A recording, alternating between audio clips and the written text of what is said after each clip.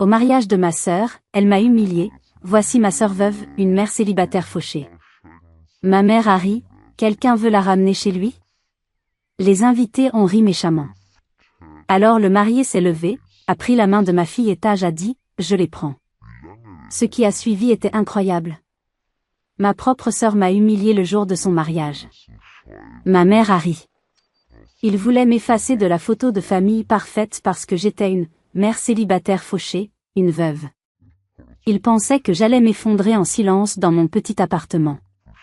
Il n'avait aucune idée que j'étais sur le point de disparaître pour de bon, mais selon mes propres termes. Ils ont déclenché une guerre sans le savoir, et j'allais la terminer. Voici comment une simple demande cruelle a tout changé. Si vous avez déjà été traité comme un étranger par votre propre famille, alors vous comprenez la douleur que j'ai ressentie. Avant que je ne vous raconte toute l'histoire, j'aimerais savoir d'où vous m'écoutez. Dites-moi dans les commentaires de quelle ville ou de quel pays vous regardez, et quelle heure il est chez vous en ce moment. Je lis chacun de vos messages. Maintenant, laissez-moi vous ramener au début de tout. Je m'appelle Amélie Dubois, j'ai 28 ans. Ma vie, autrefois simple et heureuse, ressemble aujourd'hui à une vieille photographie dont les couleurs se sont estompées. Il y a 2 ans, mon mari, Pierre, l'amour de ma vie et le père de ma petite Léa, est décédé dans un accident de voiture. Il était mon ancre, mon confident, mon meilleur ami. Sa mort n'a pas seulement laissé un vide immense, elle a redéfini mon identité aux yeux de ma propre famille. Du jour au lendemain, je suis passée d'Amélie, la jeune femme créative et amoureuse, à la pauvre Amélie, la veuve, celle dont la situation est perpétuellement compliquée. Mon deuil, une blessure encore à vif dans mon cœur, était devenu pour eux une sorte de maladie contagieuse, une ombre gênante qui menaçait de ternir leur image de perfection bourgeoise. Notre petit appartement dans le quartier de la Croix-Rousse à Lyon, autrefois un nid d'amour et de rire, était devenu le symbole de ma déchéance à leurs yeux. Pendant ce temps, ma sœur aînée, Chloé, incarnait tout ce que je n'étais plus. Brillante avocate dans un cabinet prestigieux, fiancée à Marc, un banquier d'affaires encore plus brillant, elle était l'étoile polaire autour de laquelle toute la famille gravitait. Leur succès était les sujets de conversation obligés de chaque dîner de famille, leurs photos de vacances à Dubaï ou aux Seychelles ornaient les murs du salon cossu de mes parents. Et puis, il y avait moi. La petite artiste, la graphiste qui travaillait à son compte depuis la maison, jonglant entre les commandes de clients et les besoins de ma fille de 5 ans. Mon travail, ma passion, ce qui me permettait de garder la tête hors de l'eau financièrement et mentalement, était considéré par ma famille comme un petit passe-temps mignon, une distraction louable en attendant que je me remette sur pied, ce qui, dans leur langage, signifiait trouver un autre mari. Le début de la fin, l'acte qui a mis le feu aux poudres, a eu lieu un mardi après-midi pluvieux de mai. Ma mère est arrivée chez moi, sans prévenir comme à son habitude, secouant son parapluie coûteux sur mon paillasson usé. Elle portait son éternel sourire crispé, celui qu'elle affichait toujours avant de dire quelque chose de profondément désagréable en l'enrobant d'une fausse bienveillance. « Amélie, ma chérie », commença-t-elle en balayant mon modeste salon du regard, ses yeux s'arrêtant une seconde de trop sur un jouet de Léa qui traînait. « Ta sœur et moi, nous avons discuté. Tu sais, à propos des photos du mariage. » Je sentis un nœud glacial se former dans mon estomac. Je savais que quelque chose se préparait. On pense que, eh bien, ce serait mieux si tu n'étais pas sur les photos de groupe officielles. Celles avec la famille proche. Sa voix était douce, presque mielleuse, comme si elle me demandait de lui passer le sel. Chaque mot, pourtant, était une gifle invisible. Quoi? Pourquoi? Ai-je réussi à murmurer, ma voix se brisant sur le dernier mot. Oh, tu sais, ma chérie. C'est le plus beau jour de la vie de Chloé. Nous voulons que tout soit parfait, que les souvenirs soient joyeux. Ta situation. Elle fit une pause, cherchant ses mots. C'est encore si frais. Avoir une veuve sur les photos de mariage, c'est un peu triste, tu ne trouves pas? Ça pourrait même porter malheur. On ne veut pas de cette énergie négative. Triste. Porteur malheur. Énergie négative. J'étais devenu un mauvais présage ambulant. Ma douleur, mon amour perdu, était un inconvénient pour leur journée parfaite. Léa, qui dessinait tranquillement un arc-en-ciel à sa petite table, leva les yeux vers moi, ses grands yeux innocents sentant la tension dans la pièce. J'ai forcé un sourire pour elle, un masque fragile pour cacher le chaos qui faisait rage en moi. J'ai hoché la tête en silence, incapable de formuler une protestation. Je ne voulais pas faire de scène devant ma fille. Ma dignité était la seule chose qu'il me restait. Ma mère a pris mon silence pour un accord, pour de la soumission. Elle m'a tapoté la main, un geste froid et bref qui se voulait réconfortant mais qui ressemblait à une tape de dressage. Je savais que tu comprendrais. Tu as toujours été si raisonnable. Elle est partie aussi vite qu'elle était arrivée, me laissant seule avec le bruit de la pluie contre les fenêtres et le poids écrasant de son mépris. J'ai regardé ma fille, si petite, si innocente. Ce n'était pas seulement moi qu'ils effaçaient. Ils effaçaient aussi Léa. Ils effaçaient la famille que Pierre et moi avions construite avec tant d'amour. J'ai serré ma fille dans mes bras, respirant l'odeur de ses cheveux, et j'ai senti une colère froide et déterminée monter en moi. Ce jour-là, j'ai compris que je n'étais plus seulement une veuve en deuil. J'étais une mère qui devait se battre.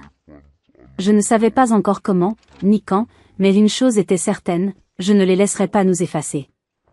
J'ai hoché la tête en silence, mais ce que je ne savais pas, c'est que ce n'était que le début de leur cruauté.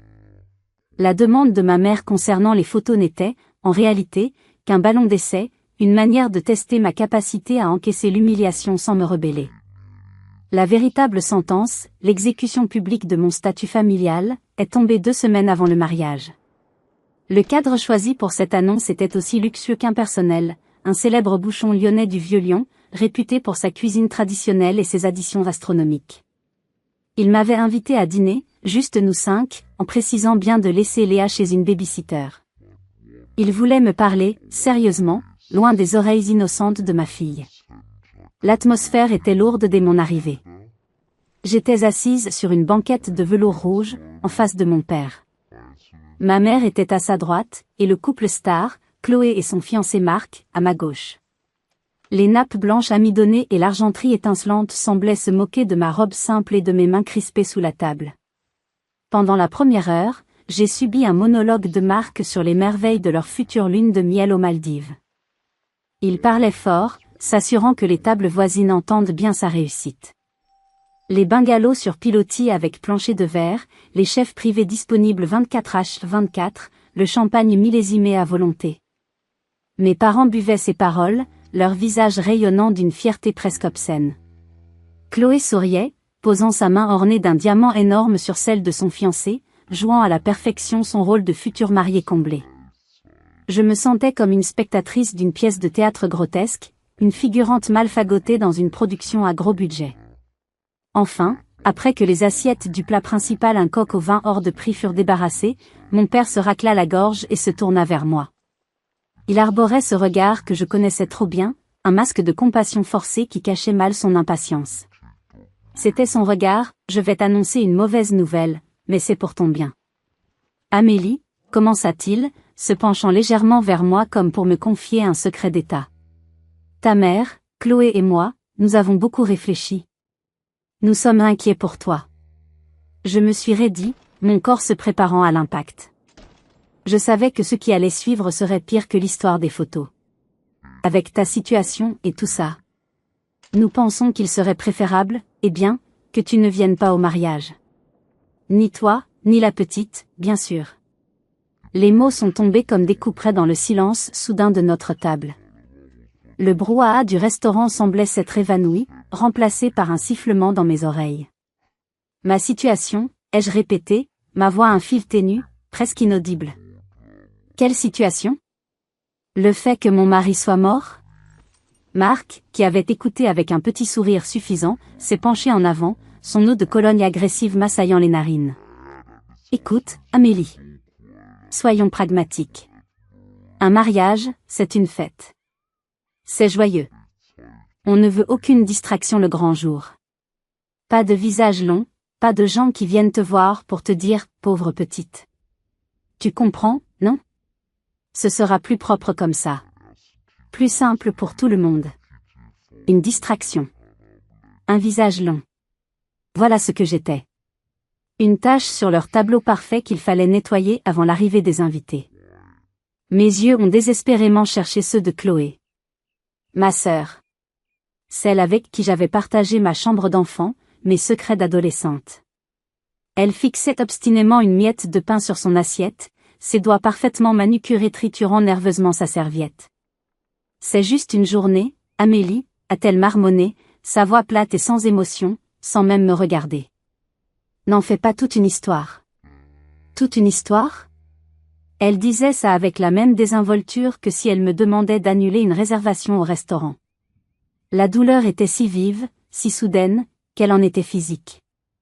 J'avais l'impression qu'on m'avait frappé en pleine poitrine, me coupant le souffle. Ce n'était pas seulement la décision de mes parents. C'était la sienne aussi. Elle choisissait activement son mariage parfait plutôt que sa propre sœur. Ma mère, toujours pragmatique, a porté le coup de grâce. Elle a tendu la main par-dessus la table et a tapoté la mienne. Son contact était froid, glacial, comme la peau d'un reptile. On dira à tout le monde que vous avez attrapé une mauvaise gastro, toi et la petite. C'est plus facile comme ça. Personne ne posera de questions. On veut juste que la journée soit parfaite pour ta sœur. C'est tout ce qui compte. Et voilà. Mon effacement complet de l'événement familial le plus important de la décennie venait d'être décidé entre le fromage et le dessert. Ils avaient planifié mon absence avec la même efficacité désinvolte que s'ils engageaient un traiteur. J'étais assise là, invisible, un fantôme à leur festin. Mon cœur était en miettes, mais une étrange clarté commençait à émerger du chaos de mes émotions. S'ils voulaient que je disparaisse de cette journée, alors peut-être que je devrais disparaître de toutes les autres aussi. Leur plan était simple, m'effacer. Mais ils n'avaient aucune idée que leur plan allait me donner la force de construire le mien. Ce que ma famille interprétait comme une prostration silencieuse, une acceptation résignée de mon sort, était en réalité une période de concentration intense.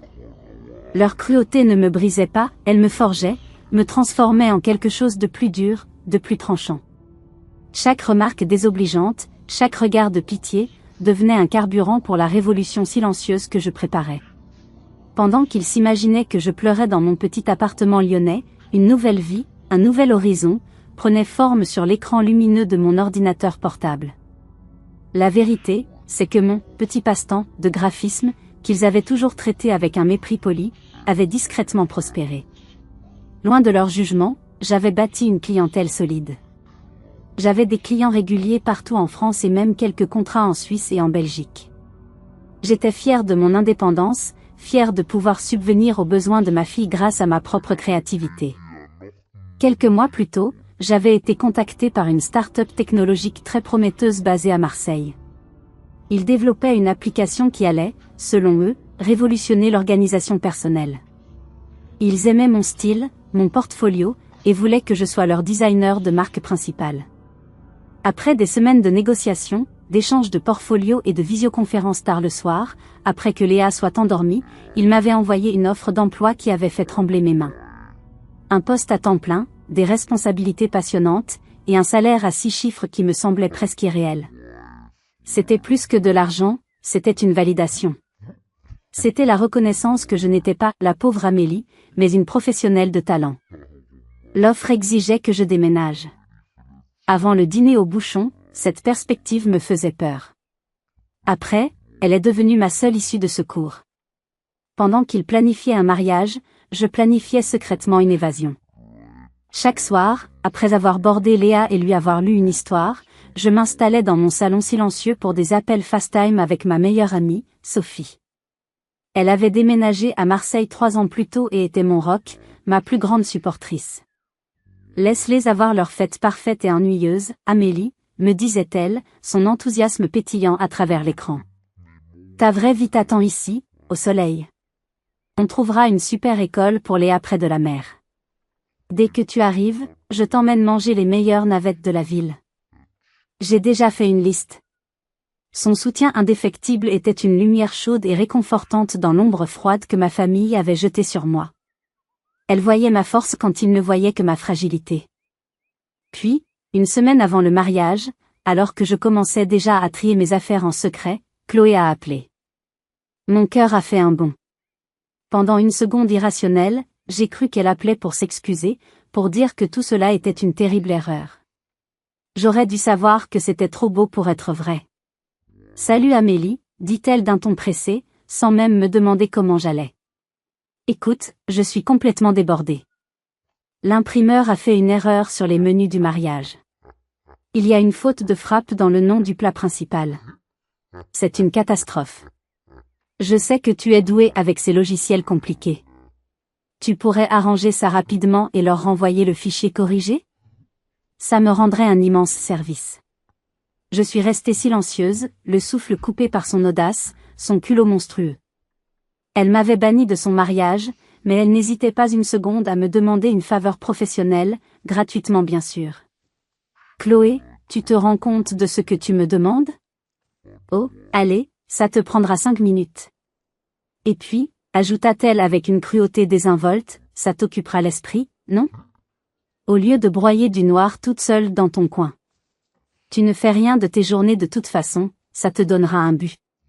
Cette dernière phrase fut la goutte d'eau qui fit déborder un vase déjà plein à ras-bord.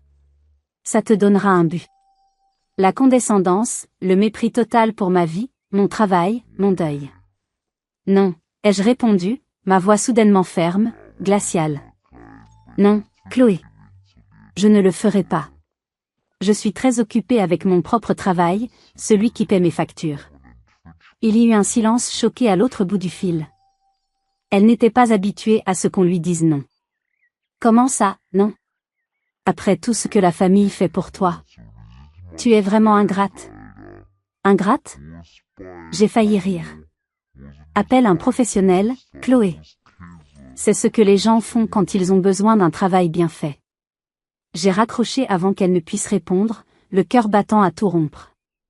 Ce n'était pas seulement un refus. C'était une déclaration d'indépendance. C'était la dernière faveur que je ferais jamais pour eux. Le compte à rebours de ma nouvelle vie avait officiellement commencé. Si vous étiez à ma place, qu'auriez-vous fait? Auriez-vous accepté de l'aider une dernière fois, ou auriez-vous fait la même chose que moi? Dites-le moi dans les commentaires, je suis vraiment curieuse de connaître votre avis. Après mon refus catégorique de jouer les graphistes de service pour le mariage de ma sœur, la communication, déjà glaciale, est devenue inexistante. J'ai été accueillie par un mur de silence. Mais il n'avait pas fini de me blesser. La prochaine attaque fut plus subtile, plus insidieuse, et bien plus publique.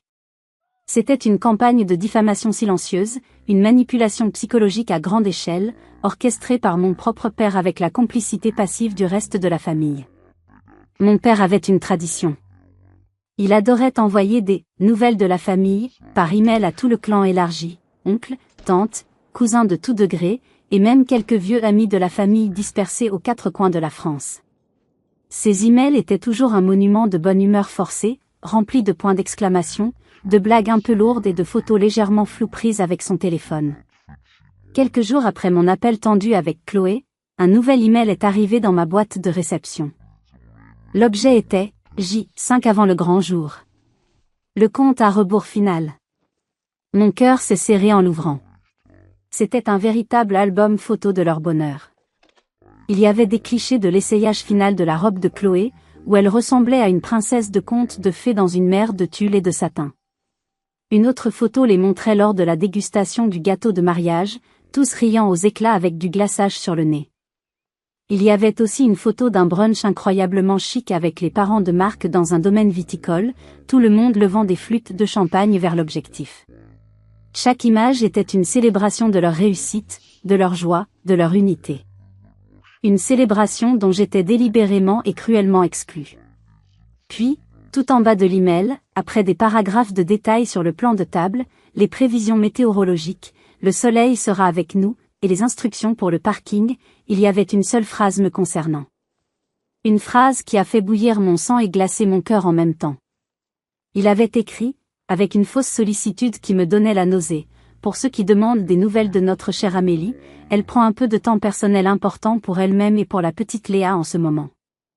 La vie n'a pas été facile pour elle, comme vous le savez.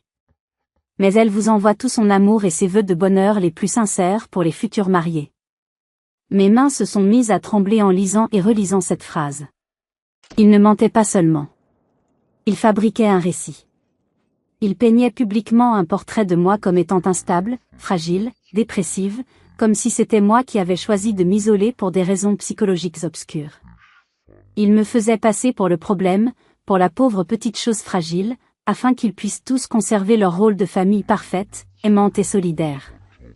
Mon propre père était en train de me gaslighter devant toute notre famille pour éviter la moindre question embarrassante sur mon absence. La preuve finale et absolue de mon inutilité à leurs yeux, de mon effacement complet de leur futur, est arrivée 2 jours plus tard, de la manière la plus banale et la plus moderne qui soit.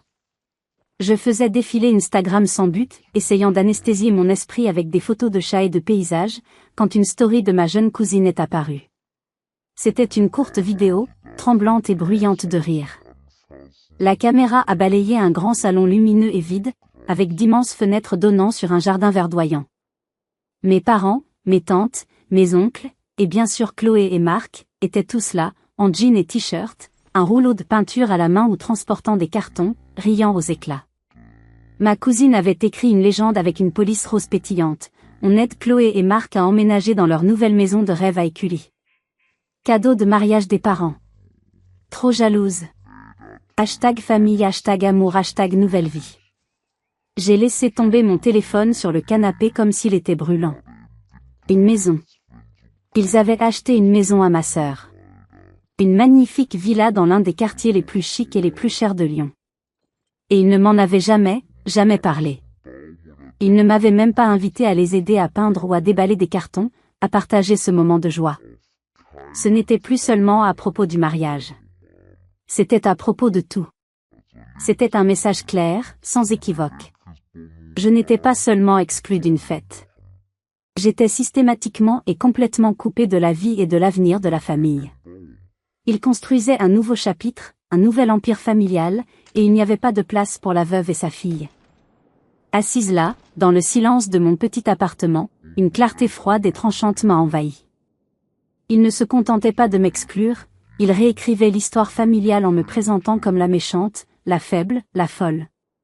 Ce qu'ils ne savaient pas, c'est que j'étais sur le point de prendre la plume et d'écrire le dernier chapitre moi-même.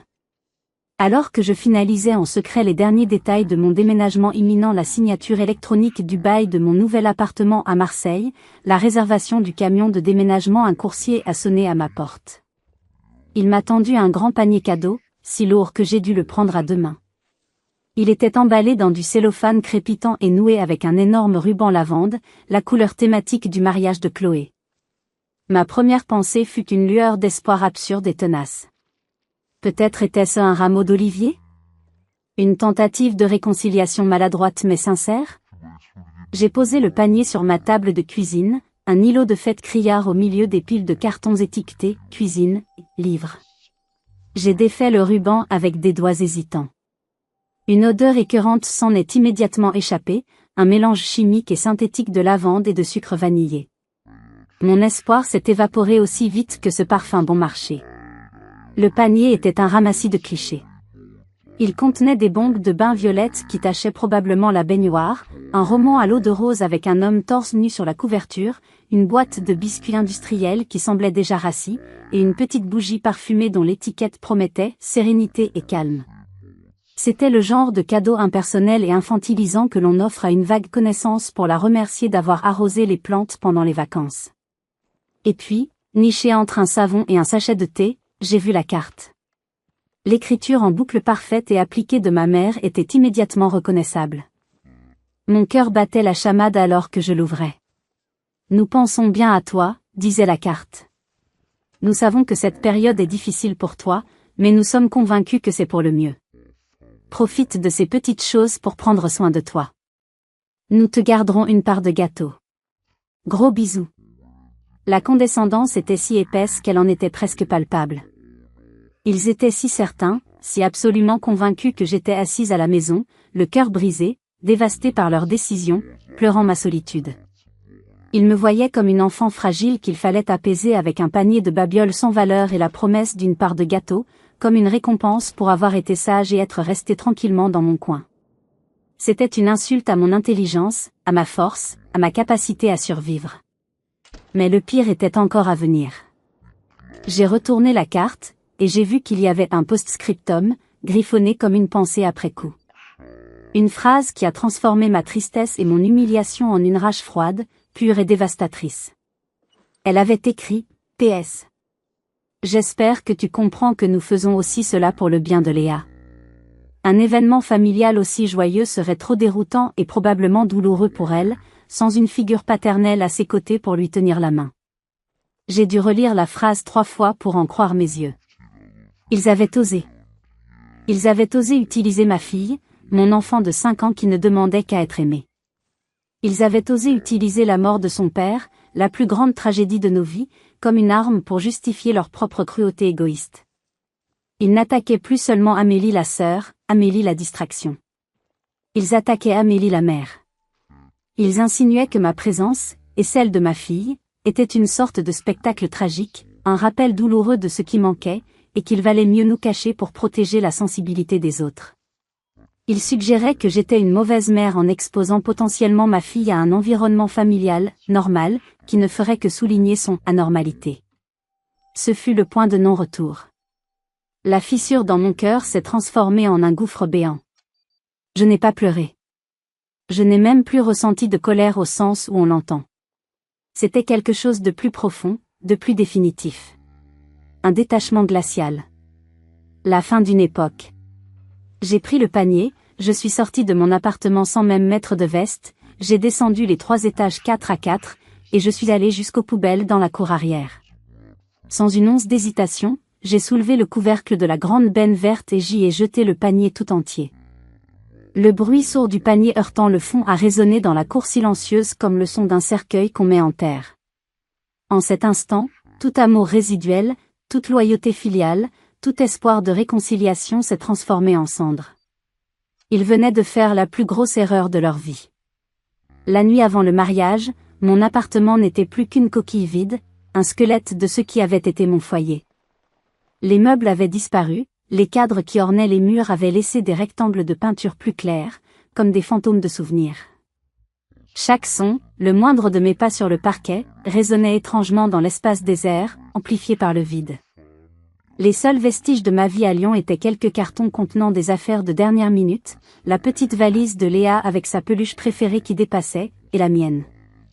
Par la fenêtre du salon, je pouvais voir l'énorme camion de déménagement garé le long du trottoir, un monstre métallique silencieux sous la lueur orangée des lampadaires, attendant le signal du départ à 7 heures du matin. C'était réel. C'était imminent. Le silence de l'appartement était profond, presque assourdissant. Il était rempli des échos du passé. Je pouvais presque entendre les rires de Pierre lorsque nous avions emménagé, les premiers pas maladroits de Léa sur ce même parquet, l'odeur du café les dimanches matins. Toutes ces années passées dans cette ville, dans cette famille, semblaient se superposer dans l'air raréfié. Mais ce n'était pas un silence triste ou nostalgique. C'était un silence purificateur. Un espace vide, une page blanche, prête à être remplie par un nouvel avenir, une nouvelle histoire que j'écrirais moi-même. Mon téléphone a vibré sur le comptoir de la cuisine, le seul meuble restant, laissé là pour les déménageurs. C'était une notification de message vocal. Mon père. Mon cœur a eu un soubresaut, un réflexe conditionné par des années de recherche de son approbation. J'ai hésité un instant, la tentation d'ignorer était forte. Mais je devais savoir. J'ai appuyé sur « Play » et activé le haut-parleur. Sa voix calme et condescendante, cette voix qui avait autrefois le pouvoir de me réconforter ou de me briser, a rempli la pièce vide, rebondissant sur les murs nus. « Salut ma chérie. C'est juste papa. J'appelle pour te dire qu'on pense à toi en cette veille de grand jour. On t'aime, tu sais. On t'aime. » Il a dit ces mots avec le même ton neutre et automatique qu'il utilisait pour dire « Passe-moi les pommes de terre ». C'était un réflexe, un geste creux, vidé de toute signification réelle. C'était une phrase pour se donner bonne conscience, pas pour me donner de l'amour. « Demain est un grand jour », a-t-il continué, sa voix prenant une intonation faussement enjouée. « Ta sœur est tellement excitée. Elle sera magnifique, tu verras, on t'enverra plein de photos. Je sais que c'est dur pour toi d'être à l'écart, mais tu comprends, n'est-ce pas? C'est vraiment pour le mieux. Pour tout le monde. Pour le mieux. Pour qui? Pour leur confort. Pour leur image. Pour leur tranquillité d'esprit. Certainement pas pour moi, ni pour ma fille.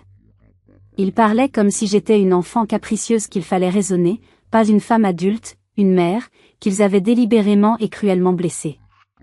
Dors bien, ma puce. On t'appelle demain pour tout te raconter. Gros bisous. Le message s'est terminé. Le silence est revenu, encore plus profond et plus significatif qu'avant. Je suis resté là, immobile, au milieu de mon ancien salon.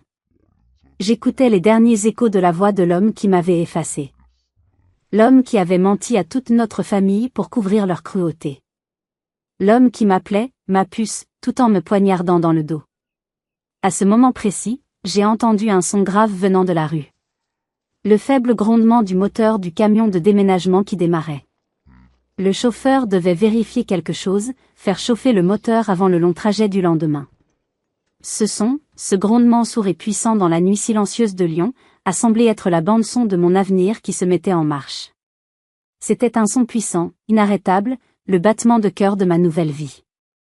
J'ai regardé autour de moi, dans cette pièce vide qui avait été mon foyer. Il n'y avait plus de place pour le doute ou le regret.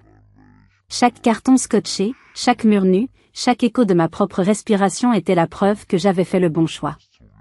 Il m'avait poussé dehors, mais il m'avait poussé vers quelque chose de plus grand, de plus vrai. Je me suis approché de la fenêtre et j'ai regardé le camion, ce géant endormi. C'était plus qu'un véhicule rempli de mes biens. C'était ma machine d'évasion. Mon billet pour une nouvelle vie. Et il n'y avait absolument plus de retour en arrière possible maintenant. J'ai écouté sa voix résonner contre les murs nus, et pour la première fois, ces mots n'avaient aucun pouvoir sur moi. Demain, tout allait changer. Le jour du mariage est arrivé. Le ciel de Lyon était d'un bleu éclatant, presque insolent, sans le moindre nuage. Le genre de journée qu'ils appelleraient « parfaite ». Pendant que les déménageurs, efficaces et discrets, chargeaient les derniers cartons mon canapé, mon lit, la grande caisse de jouets de Léa mon esprit vagabondait, détaché. J'imaginais les scènes qui se déroulaient à l'autre bout de la ville, dans un univers parallèle dont j'avais été banni. Ma mère, affairée et nerveuse, aidant Chloé à ajuster son voile de dentelle. Mon père, dans son costume sur mesure, répétant une dernière fois son discours devant le miroir, s'assurant que chaque mot sur sa « famille merveilleuse et unie » sonnait juste et sincère. J'entendais presque les premières notes de l'orgue résonnant dans l'église bondée, un lieu sacré témoin d'un arrangement social plus que d'un amour véritable. Ils souriaient tous pour des photos dont je ne ferais jamais partie. Ils levaient leur coupe pour célébrer une famille à laquelle je n'appartenais plus. Et pour la toute première fois, cette pensée ne m'a pas causé la moindre douleur. Au contraire, elle m'a procuré un sentiment de légèreté, de libération. J'étais en dehors du cadre, et c'était exactement là que je voulais être. Quelques heures plus tard, l'appartement était un désert. Les déménageurs étaient partis. La seule chose qui restait était moi, ma valise, le sac à dos rose de Léa, et l'écho profond de mes propres pas sur le parquet. Ça sentait la poussière et les nouveaux départs. C'était propre. C'était calme.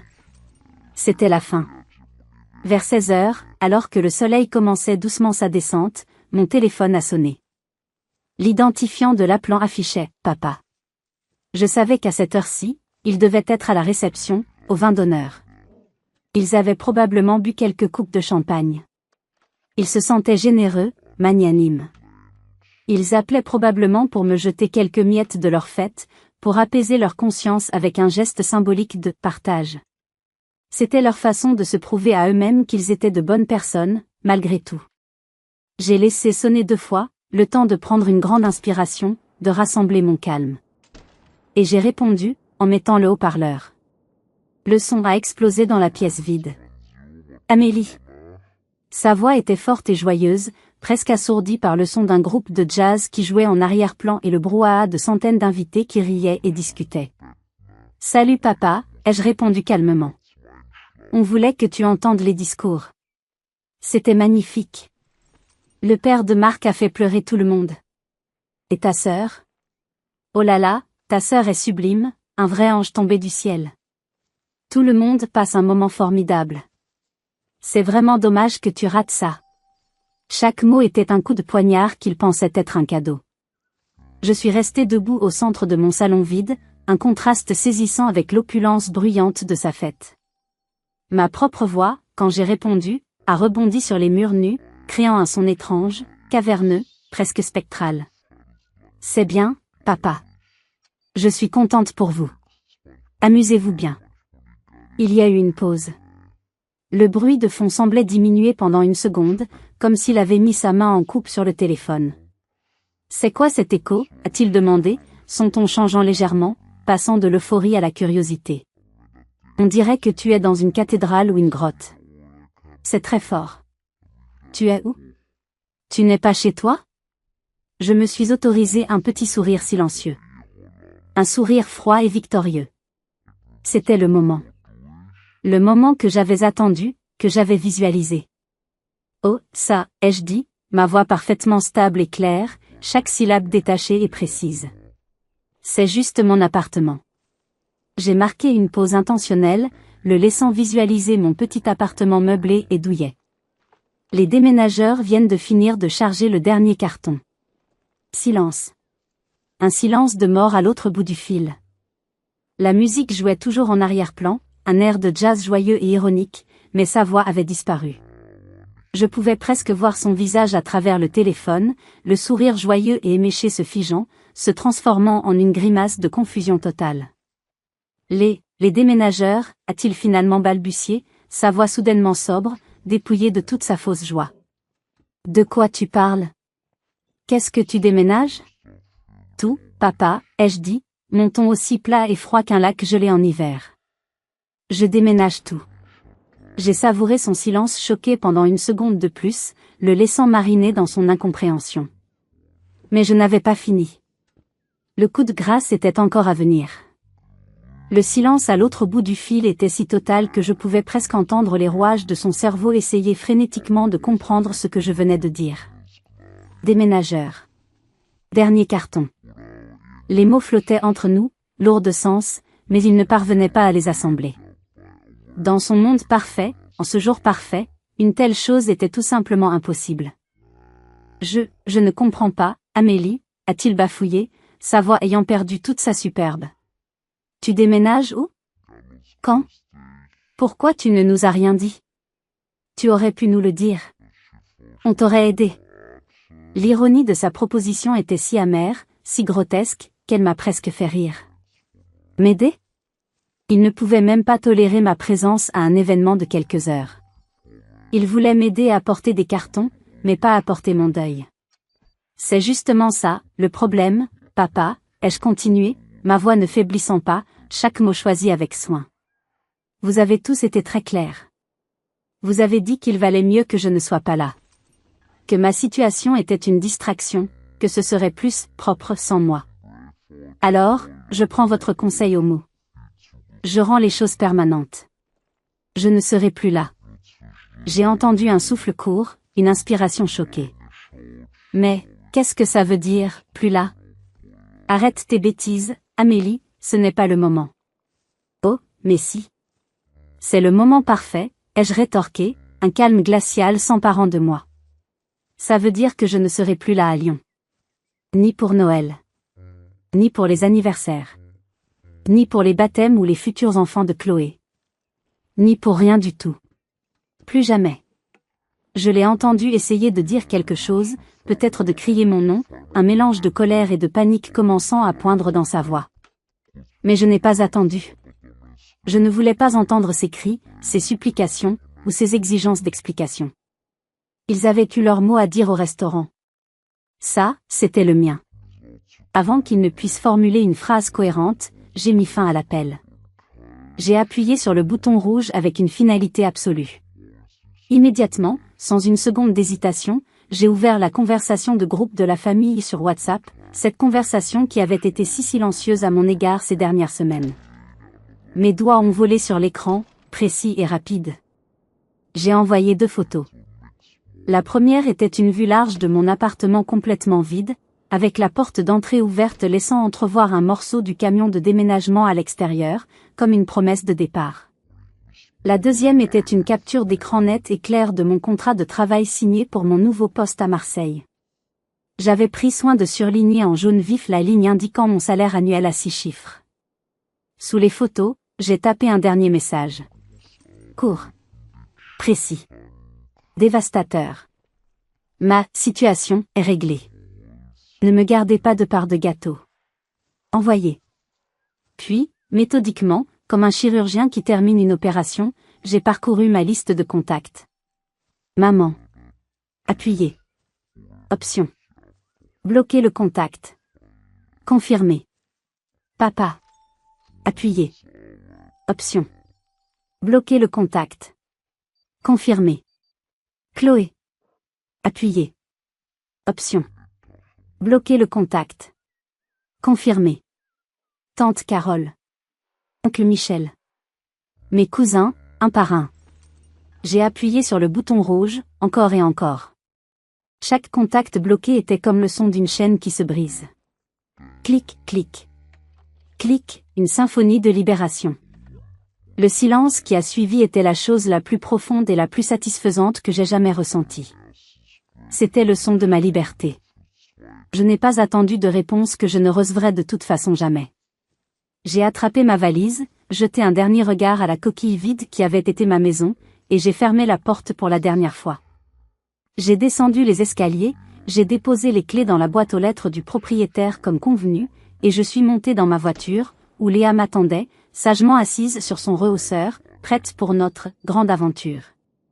En m'engageant sur l'autoroute, laissant les lumières de Lyon derrière moi dans mon rétroviseur, mon téléphone, que j'avais oublié de mettre en silencieux, s'est mis à vibrer sans relâche. Des appels de numéros inconnus. Une avalanche de SMS de parents éloignés dont je n'avais pas eu de nouvelles depuis des années. Je n'ai rien lu. J'ai simplement mis le téléphone en mode silencieux et je l'ai jeté sur le siège passager. Chaque contact bloqué était comme le son d'une chaîne qui se brise. J'étais enfin libre. Mais l'histoire ne s'arrête pas là. Alors que je roulais vers le sud sur l'autoroute du soleil, la nuit tombant doucement sur la campagne française, j'ai commencé à imaginer la scène que je venais de laisser derrière moi. Le chaos. Mon père, le visage blême, le téléphone tremblant dans sa main, essayant de montrer les photos à ma mère au milieu du bruit de la fête. Le sourire de ma mère se figeant, ses yeux s'écarquillant d'horreur et d'incrédulité en voyant l'appartement vide et le contrat de travail. Et Chloé, ma sœur, la reine du jour, dans sa robe de princesse à plusieurs milliers d'euros, son jour parfait, méticuleusement planifié, soudainement brisé, non pas par une distraction, mais par une réalité qu'elle n'avait jamais vue venir. Leur portrait de famille parfait venait de se fissurer en plein milieu, et la fissure partait de moi. J'imaginais les chuchotements se répandant dans la salle de réception comme une traînée de poudre. Les invités se demandant pourquoi la mariée était soudainement en larmes, pourquoi les parents de la mariée semblaient si paniqués et furieux. Le groupe de musique continuant à jouer une chanson joyeuse, créant une bande-son surréaliste et grotesque pour leur implosion privée. C'était une image satisfaisante, une petite victoire personnelle, mais ce n'était qu'une imagination. Je ne saurais jamais vraiment ce qui s'était passé. Puis, environ 1 heure après avoir quitté Lyon, mon téléphone s'est allumé. C'était Sophie qui appelait. J'ai décroché via le système Bluetooth de la voiture, ma voix encore un peu tremblante d'adrénaline. Amélie. Tu ne vas jamais croire ça. C'est encore mieux que dans nos rêves les plus fous. Sa voix était un mélange d'excitation, de rire et d'incrédulité. Qu'est-ce qu'il y a? Comment tu sais, ai-je demandé, mon cœur s'accélérant. Tu te souviens de mon cousin, Thomas? Celui qui fait des extras comme serveur pour payer ses études de droit? Eh bien, devine où il travaille ce soir? Au mariage de ta sorcière de sœur. Il vient de m'appeler pendant sa pause cigarette, il est en état de choc. Mon imagination venait de devenir une réalité, avec un témoin oculaire. Et alors? Raconte-moi tout. Chaque détail. C'est de la folie pure, ma chérie. Il a dit que tout le monde était en train de danser, l'ambiance était à son comble, et soudain, ton père a lâché sa coupe de champagne. Le verre s'est brisé par terre dans un grand fracas, et il est devenu blanc comme un linge en regardant son téléphone. Sophie continuait, sa voix rapide, savourant chaque mot. Puis il a couru vers ta mère, lui a montré le téléphone, et elle a dû s'asseoir brutalement, on aurait dit qu'elle allait s'évanouir. Mais le meilleur, le clou du spectacle, c'est Chloé. J'ai serré le volant, mes jointures blanchissant. Qu'est-ce qu'elle a fait? Thomas a dit qu'elle est allée voir ce qui se passait, l'air agacé d'être dérangée. Elle a regardé le téléphone par-dessus l'épaule de ton père, et elle a commencé à hurler. Pas à pleurer de tristesse, non. À hurler de rage. Elle criait, comment a-t-elle osé? Elle a ruiné mon jour. Elle a tout gâché, devant au moins 50 personnes. Son mari a essayé de la calmer, de la prendre dans ses bras, mais elle l'a repoussé violemment. Le maquillage qui a coûté une fortune coulait en traînées noires sur son visage. C'était, selon les mots exacts de Thomas, le mélodrame le plus spectaculaire et le plus gênant qu'il ait jamais vu. J'ai éclaté de rire. Un vrai rire, profond et libérateur, un rire qui venait du fond de mon âme et qui a fait sortir des larmes de mes yeux. Des larmes de soulagement, pas de tristesse. Ils avaient voulu me rendre petite et invisible pour une journée, me cacher dans un placard pour ne pas gâcher leur belle image. Au lieu de ça, ils m'avaient donné le pouvoir de devenir la star invisible de leur spectacle, le fantôme qui avait hanté leur fête parfaite et l'avait fait dérailler de la manière la plus publique qui soit. Ils n'avaient pas pleuré ma perte. Ils n'avaient pas regretté leur cruauté.